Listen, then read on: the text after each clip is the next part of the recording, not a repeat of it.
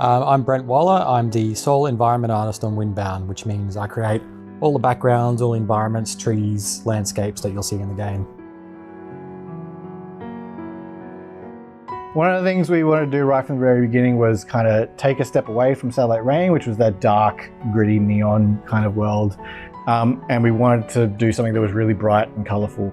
You start off, and most of the islands you come across are purely natural islands. There's the wildlife running around, having the place to themselves.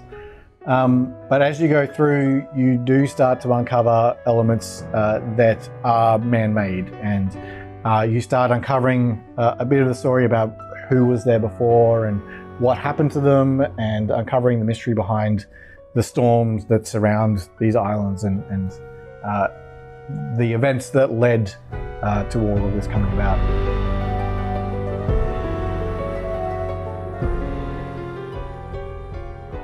Part of the story is you've got this big storm, which is in itself is kind of a mysterious force that's holding you in this place, and it's kind of trapping you here as like a Bermuda Triangle type place of this untouched land, untouched by time, but has remnants of people who've been there before. The nature of the game being procedural wasn't the plan from the beginning. That sort of came from developing internal tools for us to be able to create a big world. Once we got more stuck into it, we realized that we could actually make the entire game like this and make our entire giant island procedurally generated. And then when we eventually moved on to having multiple islands, it made sense that each of those islands would then be their own procedural generation. Well, with a procedural system, it can get very difficult to avoid sameness. We're handcrafting all of the trees, all of the rocks, all of the grass, all the things you'll see in the world, but it's how they're populated and placed across the landscape, and the landscape itself is all randomly generated. So you need those big, iconic and contrasting visuals to kind of break up that monotony a little bit.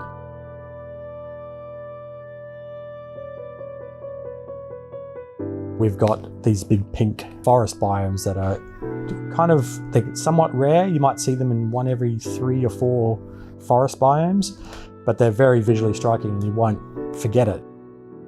We have to use visuals to funnel the player where we want them to go. So early on we had ruins and things that were around the land that were very similar in tone to the rocks that were around, and players were kind of just getting lost and ignoring them. So we have a whole sort of complex system of rules and numbers and percentages and probabilities that dictate how the terrain looks, whether it's colored a certain way, what type of trees it spawns, what type of rocks it spawns, how dense those things are, and all of these things work together to kind of create a unique experience each time you play.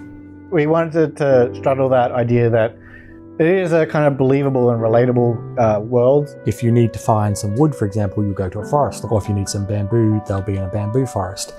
Relatively later in the development, Brent started creating these little bespoke little islands that'll appear around the world.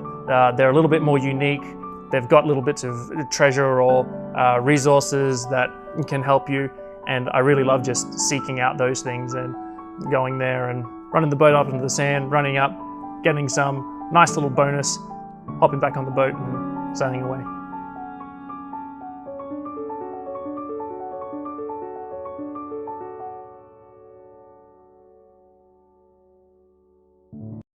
PlayStation